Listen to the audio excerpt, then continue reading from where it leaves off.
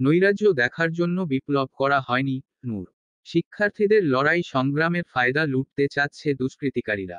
নৈরাজ্য দেখার জন্য এই বিপ্লব করা হয়নি বলে মন্তব্য করেছেন গণধিকার পরিষদের সভাপতি নুরুল হক নূর।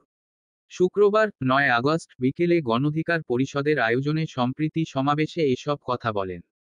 এ সময় এসব রুখতে অন্তর্বর্তীকালীন সরকারকে দেশের রূপরেখা তাড়াতাড়ি তৈরির তাগিদ দেন তিনি। এই বিপ্লবকে নস্যাৎ করতে চায় যারা, তাদের বিরুদ্ধে পাড়া মহল্লায় কমিটি গঠন করার দাবি জানান তিনি। তিনি বলেন, এই নৈরাজ্য করেছে যারা, তারা সরকারের সহযোগী ছিল। তাদের বিচারের আওতায় আনতে হবে। আর যেন কোনো দখলদার তৈরি না হয়। কোনো প্রতিষ্ঠান জ্বালিয়ে দেওয়ার অধিকার কারো নেই। সবাইকে আইনের আওতায় এনে বিচারের মুখোমুখি করা হবে। এ হামলা বিএনপি, জামায়াত ও গণজাগরণ করে নাই। এরা দুষ্কৃতকারী। তারা এখনো ষড়যন্ত্র করে চলছে। তিনি আরও জানান, আইন করে আওয়ামী লীগকে নিষিদ্ধ করতে হবে, তাও অন্তর্বর্তীকালীন সরকারকে করতে হবে। এই ১৫ বছর ধরে যারা গুম খুন করেছে তাদেরকে বিশেষ ট্রাইব্যুনাল করে বিচারের মুখোমুখি করার জন্য অন্তর্বর্তীকাল সরকারকে কাছে প্রত্যাশা করেন তিনি। সকল প্রকার আপডেট, সংবাদ, ফানি, বিনোদন ও সামাজিক ভিডিও দেখতে আমাদের চ্যানেলকে MC24 টিভি সাবস্ক্রাইব করুন। ধন্যবাদ।